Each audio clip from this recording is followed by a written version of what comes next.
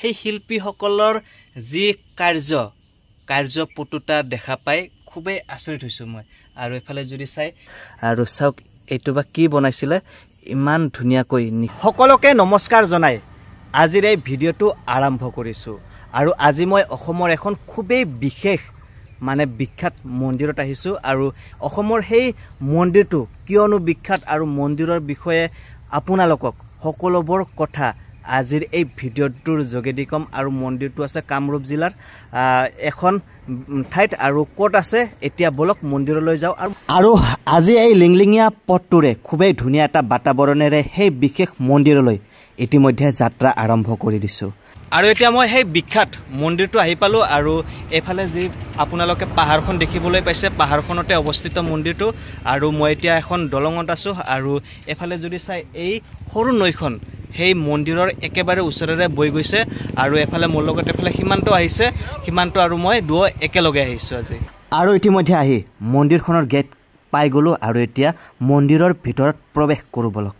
আৰু মই এতিয়া মন্দিৰ আহি পালোঁ। আৰু মন্দিৰৰ মূল গেটখন আগত আছে। আৰু মন্দিৰত প্ৰৱেশ কৰাৰ আগতে আপোনালোকক এটা বস্তু দেখুৱাই ল'ব বিচাৰিছোঁ।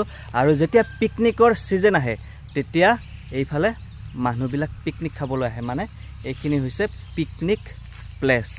মন্দিৰৰ ভিতৰত প্ৰৱেশ কৰাৰ আগতে ইয়াতে মন্দিৰৰ বিষয়ে জাননী আছে। আৰু এই জাননীখন এতিয়া পঢ়ি ল'লোঁ আমি। আৰু এতিয়া মই মন্দিৰৰ ভিতৰলৈ সোমাই আহিছোঁ। আৰু মন্দিৰৰ ভিতৰৰ এইফালে যদি চাই এইফালে ধুনীয়া ঠাই আছে, পাৰ্কৰ নিচিনা ঠাই। আৰু এইফালে পাহাৰৰ ওপৰত মন্দিৰলৈ, মূল মন্দিৰটোলৈ আৰু অলপ যাব লাগিব। আৰু এতিয়া ইয়াৰ পৰা আৰম্ভ চিৰি। আৰু চিৰিৰে এতিয়া ওপৰলৈ যাব লাগিব। আৰু ওপৰত আছে মূল মন্দিৰটো। আৰু চাওক এইফালে চিৰিটোৰ সৌন্দৰ্য চাওক, ইমান ধুনীয়া লাগিছে। আৰু এইফালে যদি চাই আমি এতিয়া আধা আহি পালোঁ। আৰু এইফালে এনেকৈ তলৰ ফালে চিৰিটো। আৰু এফালে যদি মন্দিৰটোৰ কথা কওঁ, মন্দিৰটো এফালে ওপৰত আছে। দেৱানগিৰি পাহাৰৰ ওপৰত অৱস্থিত এই মন্দিৰৰ প্ৰাকৃতিক সৌন্দৰ্য খুবেই মনোমোহা, খুবেই চকুৰোৱা। আৰু এইফালে যদি চাই এইফালে এই শিলৰ চিৰি বগাই বগাই গ'লে ওপৰত আছে মূল মন্দিৰটো।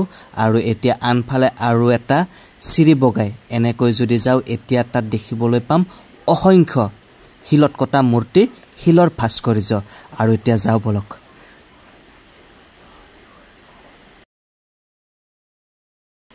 আৰু এনেকৈ চিৰি বগাই আহি দেখিবলৈ পালোঁ মূল গেটখনত তলা লগোৱা। ভিতৰত প্ৰৱেশ কৰিব নোৱাৰিম, কিন্তু ইয়াৰ পৰাই কেমেৰা ফুৰাই আপোনালোকক দেখুৱাই দিছোঁ। এফালে চাওক অসংখ্য শিলত কটা ভাস্কৰ্য ইয়াতে আছে, এফালে চাওক। আৰু আজি অহা মই বিশেষ মন্দিৰটোৰ নাম হ'ল মদন কামদেৱ দেৱালয়।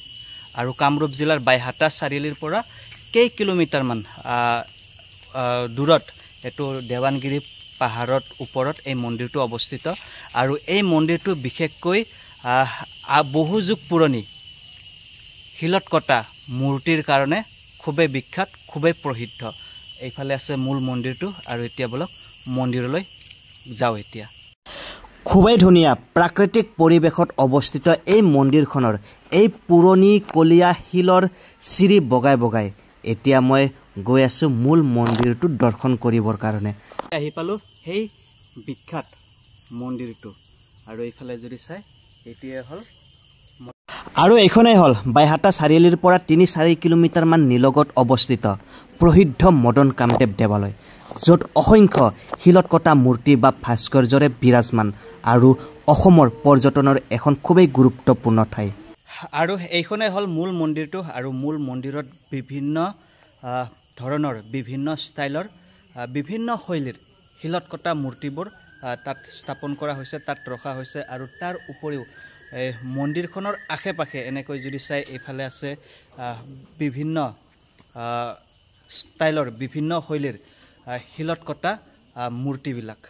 নিৰ্মাণশৈলী বিশ্লেষণ কৰি মদন কামদেৱ দেৱালয় পাল ৰাজবংশৰ অৱদান বুলি নিৰ্ণয় কৰা হৈছে। এই ৰাজবংশটোৱে ১০ম শতিকাৰ পৰা দ্বাদশ শতিকাৰ মাজভাগলৈ কামৰূপত শাসন কৰিছিল। প্ৰথমে তেওঁলোকৰ ৰাজধানী আছিল প্ৰাগজ্যোতিষপুৰত, অৰ্থাৎ বৰ্তমানৰ গুৱাহাটীত। ৰজা ধৰ্মপালে ৰাজত্বৰ অন্তিম ভাগত প্ৰদান কৰা পুষ্পভদ্ৰা তাম্ৰলিপিত তেওঁৰ ৰাজধানী কামৰূপ নগৰ বুলি উল্লেখ কৰিছে। বৰ্তমানৰ উত্তৰ গুৱাহাটী আৰু তাৰ আশে পাশে পোৱা অসংখ্য দুৰ্গ, ৰাস্তা ঘাট, ভৱন মন্দিৰ, শিলালিপি আদিৰ ভগ্নাৱশেষৰ বাবে বুৰঞ্জীবিদসকলে উত্তৰ গুৱাহাটীকে তাহানিৰ কামৰূপ নগৰী বুলি ঠাৱৰ কৰিছে।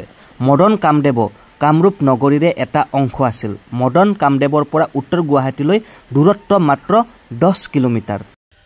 আৰু এই মন্দিৰ পৰিসৰৰ আপোনালোকে যিফালে যায় সিফালে এনেকুৱা বিভিন্ন শৈলীত শিলত কটা এনেকুৱা ভাস্কৰ্যবিলাক দেখিবলৈ পাব। এইফালে চব ধুনীয়াকৈ এইফালে সজাই পৰাই ৰাখিছে আৰু এইফালে আহি ভাল লাগে।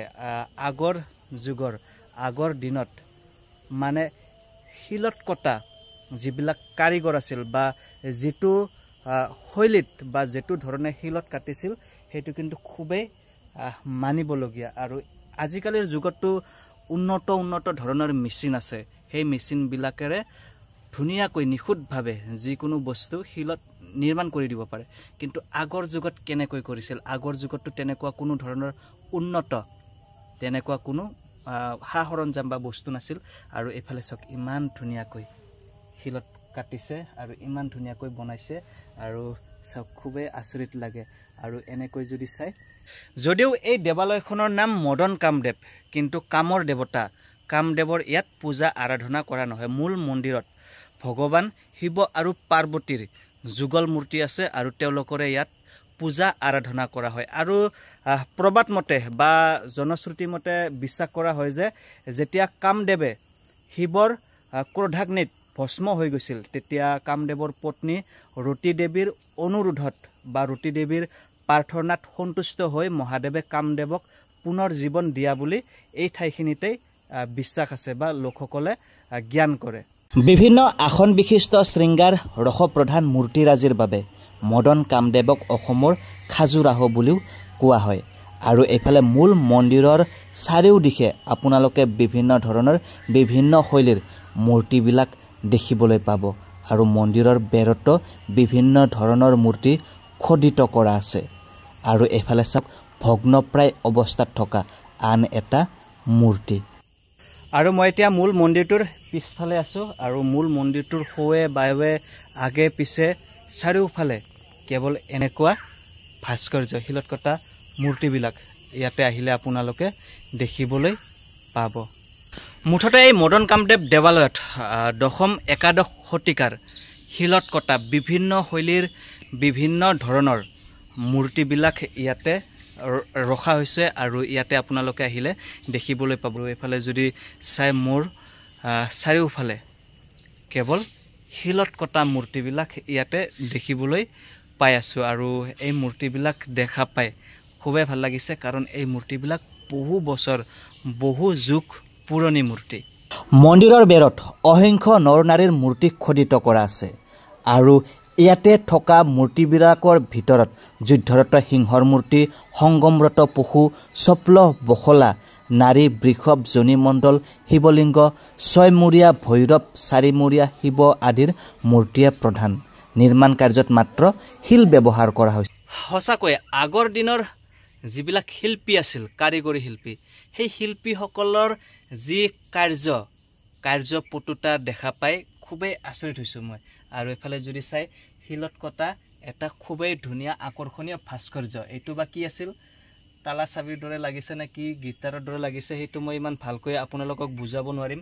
যদি আপোনালোকে দেখিবলৈ পাইছে আপোনালোকে ক'ব পাৰিব। আৰু চাওক এইটো বা কি বনাইছিলে, ইমান ধুনীয়াকৈ নিখুঁতভাৱে বনাইছে চাওক।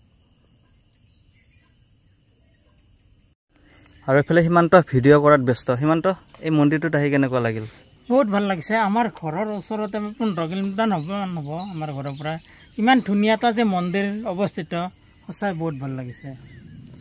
আৰু এই মন্দিৰটোত যদি আপোনালোকে অহা নাই আহক। আৰু 10-11 শতিকাৰ বহুতো শিলত কটা মূৰ্তি ইয়াতে দেখিবলৈ পাব। আৰু আজিৰ ভিডিঅ'টো চাই আপোনালোকৰ কেনেকুৱা লাগিল নিশ্চয় কমেণ্টত জনাবলৈ নাপাহৰিব।